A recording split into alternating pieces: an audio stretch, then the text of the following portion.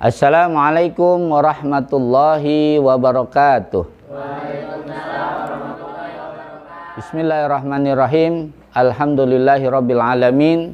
Wassalatu wassalamu ala asyrafil anbiya'i wal mursalin wa ala alihi wa ashabihi ila yaumiddin, amma ba'd. Apa kabar pecinta Istana Ilmu Sabir Rahim di mana saja berada? Mudah-mudahan saudara-saudariku semua senantiasa diberikan sehat walafiat, panjang umur, serta berlimpah berkah rezeki. Amin ya rabbal alamin. Pada episode kali ini saya akan menjelaskan tentang yang disebut dengan amil nawasikh pakai kho, karena beda nanti ada amil nawasib ya, yaitu amil yang menasabkan fi'il mudhari. Nah, ini adalah amil nawasikh yang akan kita bahas pakai kho ya. Nah, ini adalah lafadz-lafadz yang merubah mubtada atau khobar maupun merubah kedua-duanya. Baik, kita jelaskan lebih lanjut. Bismillahirrahmanirrahim. Untuk mengingat pelajaran sebelumnya ya, kita harus paham bahwa jumlah ismiyah itu unsur intinya adalah mubtada dan khobar. Di sini ada lafadz Khalidun Sholihun. Nah, ini ada tanwin ciri isim di awal maka jadi mubtada ya, kita singkat dengan m ya, mim mubtada ya, rofa dia maka rofa itu adalah domah atau penggantinya. Jadi kita rumuskan dengan mim dan domah ya, jadi mubtada itu rofa ya. Mana penyempurna Khalidun? Yaitu lafadz Sholihun. Khalid adalah orang yang soleh. Nah, penyempurna ini sebagai khobar. Nah, saya singkat dengan kho, kemudian barisnya juga apa? Rofa, yaitu apa? Dicirikan dengan doma atau pengganti doma. Nah, jadi rumus mubtada dan khobar itu ya harus diingat, yaitu apa? Muhu ya, yaitu apa? Muhu, mimnya doma, mubtadanya rofa, khobarnya juga rofa. Nah, kadangkala mubtada dan khobar ini kemasukan amil nawasikh, yaitu baikana wa akhwatuha, inna wa akhwatuha, ataupun jonna wa akhwatuha. Nah, ini jadi kalau kemasukan salah satu dari amil nawasikh ini, maka mubtada dan khobarnya ada sedikit perubahan ya. Nah, bagaimana perubahannya? Mari kita lihat sesuai dengan fungsinya masing-masing ya. Adapun kana wa akhwatuha, fungsinya adalah tarfa'ul isma wa tansibul khobaro, merupakan isimnya dan menasabkan khobarnya. Nah, kita beri rumusnya muho. Tadinya apa? Muhu ya, khobarnya ropa. Kalau kemasukan kana, khobarnya jadi nasab. Tuh, makanya saya kasih garis bawah, perubahannya adalah di khobarnya. Yang tadinya hu jadi kho ya. Gitu. Jadi yang berubah khobarnya saja kalau dalam kana. Terus kalau dalam inna ya, kalau kemasukan inna wa watuha, nah ini sebaliknya. Yaitu apa? Fungsi daripada inna wa watuha tansibul isma wa tarfaul khobaro ya. Jadi menasabkan isimnya dan merupakan khobarnya ya. Nah, kita rumuskan ya dengan apa? Mahu ya, mim mubtadanya nasab ya. Tuh ya, patah ya. Kemudian khobarnya tetap ya, rofa dia. Jadi yang berubah ketika kemasukan inna adalah mubtadanya alias isimnya ya. Jadi nanti namanya bukan mubtada inna tapi isim inna ya, atau isim lakinna ya, atau isim laita. Jadi bukan mubtada laita, mubtada lakinna, bukan. Jadi isi apa? Istilahnya jadi isim ya. Nah, itu. Jadi isim inna, lalu apa? Khobar inna. Nah, jadi yang berubah adalah isim inna. Kemudian kalau kemasukan jonna wa watuha, nah ini dua-duanya jadi nasab. Jadi makho ya, tansibul mubtada awal khobaro, itulah fungsi dari jonna. Nah, jadi di mana jonna dan saudaranya ini menasabkan mubtada dan khobar. Karena apa? Karena menjadi maf'ul ke satu dan maf'ul keduanya. Ya, nah itu. Apa saja yang termasuk dari saudara-saudaranya kana? Nah, ini yang paling sering dijumpai ya adalah kana lalu saudaranya laisa, soro, asbaha, mazala, madama.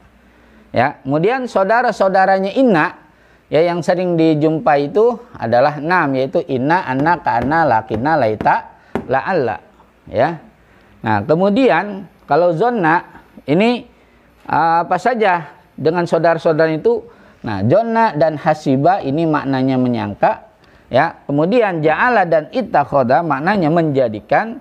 Kemudian wajada dan ro'a itu maknanya yakin atau tahu ya. Ini yang sering kita temukan di dalam apa?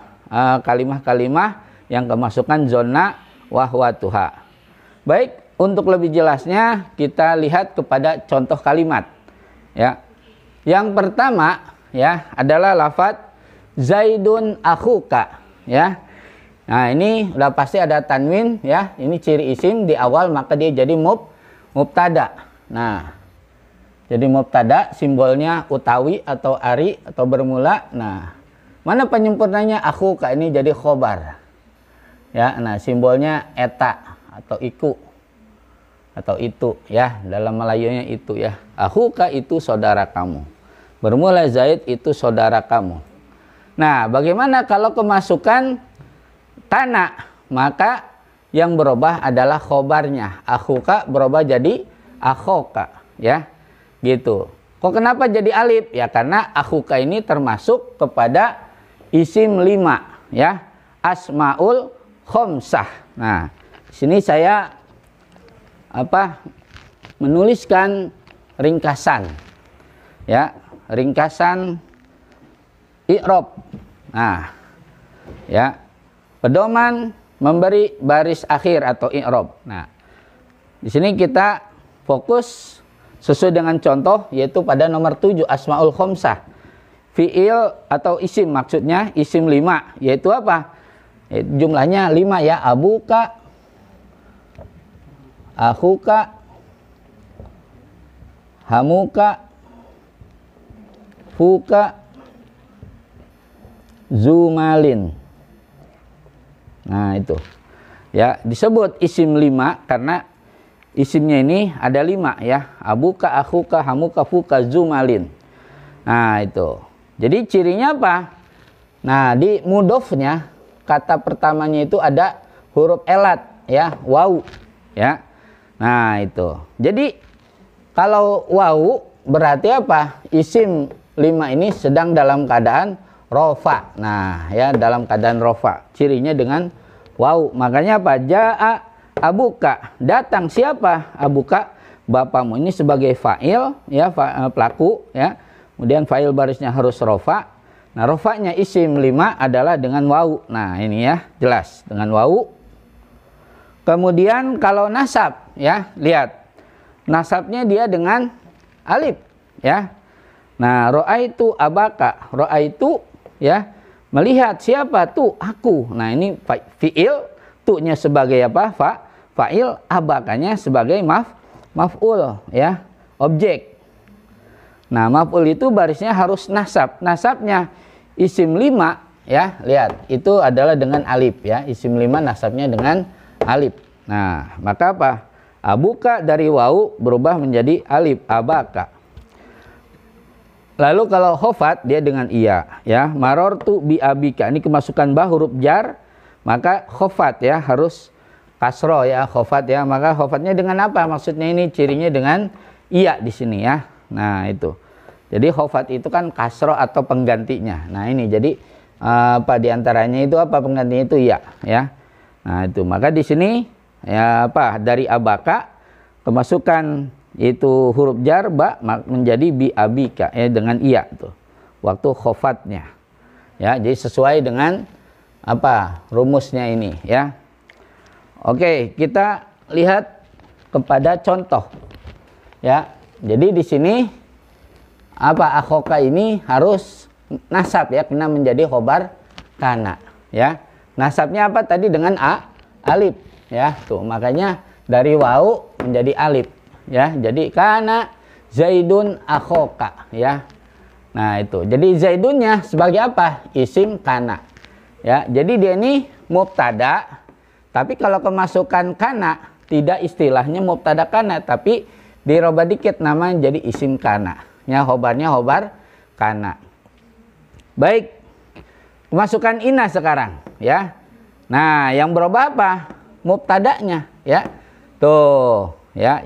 Ini mubtadanya namanya nanti apa? Berubah dikit menjadi isim inna, bukan mubtada inna ya, isim inna ya. Nah, itu karena yang masuknya inna. Lalu mana penyempurnanya? Akhuka khobar inna. Nah, ini tetap ya, khobarnya tetap.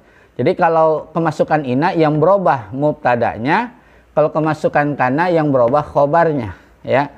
Nah, kemudian kalau kemasukan jonantu bagaimana? Jonantu Zaidan akhoka. Jadi dua-duanya dinasabkan ya. Nah, itu. Jadi ambilnya ke sini, tarik. Kemudian yang atas tarik ke sini. Jadi dua-duanya nasab ya. Zaidan akhoka. Nah, itu. Jadi Zaidan ini menjadi maf'ul ke satu zonna ya. Karena zonna menyangka itu fi'il.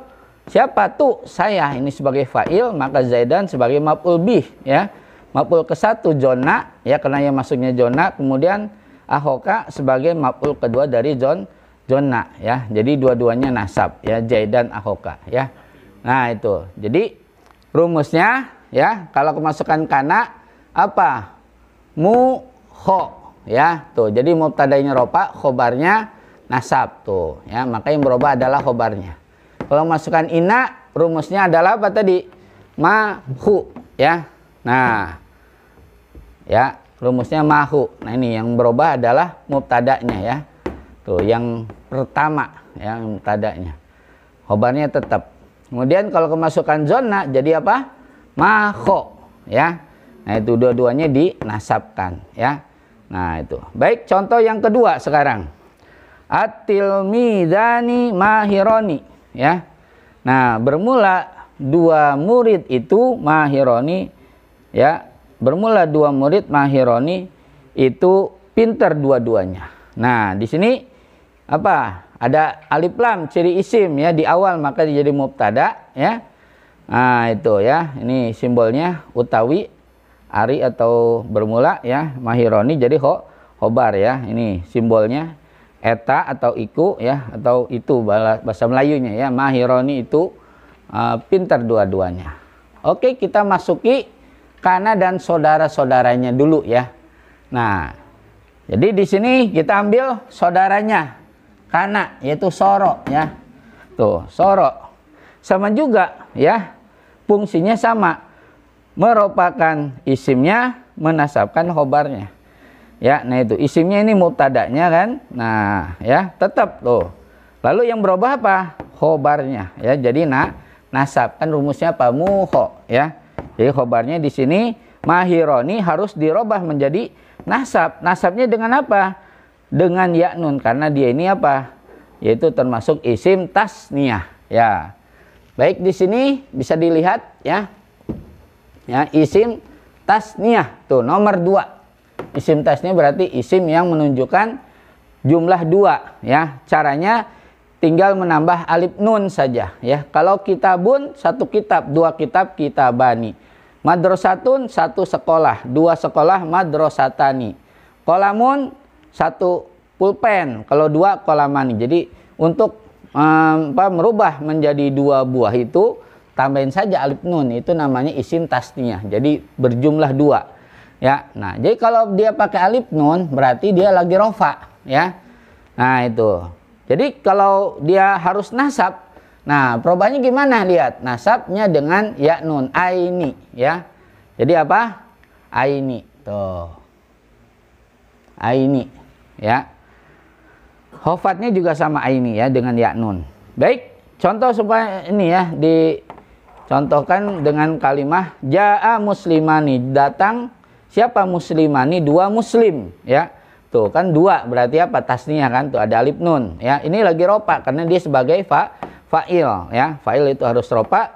Ropanya dengan apa? Alif nun karena isim tasniyah. Lalu kemasukan apa? Ro'aitu fi'il dan fa'il, maka muslimah ini jadi maf'ul bih. Maf'ul bih harus nasab ya.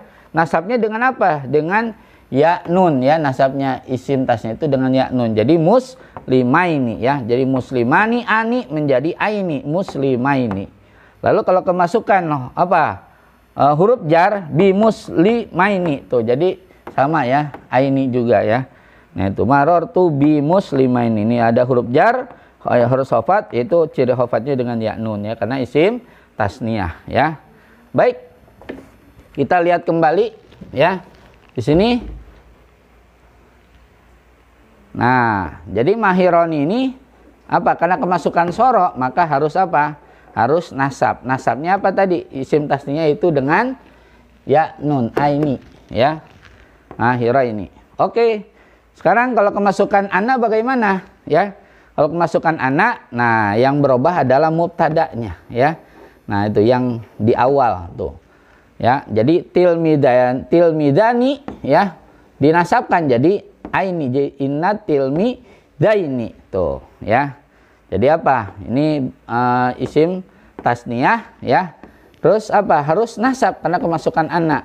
Nasabnya dengan apa? Tadi yaitu dengan ya nun ya, aini tuh ya, nasabnya isim tasniyah tuh. Jadi tilmidani ya berubah jadi annat tilmidaini. Nah, ininya tetap ya, khobarnya tetap, mahironi tetap ya. Jadi yang berubah hanya awalnya saja mubtada'nya. Cuma ingat istilahnya bukan mubtada anna tapi isim anna, khobarnya khobar anna ya. Nah, ini anna ini adalah saudaranya dari inna ya. Nih, anna saudaranya dari inna.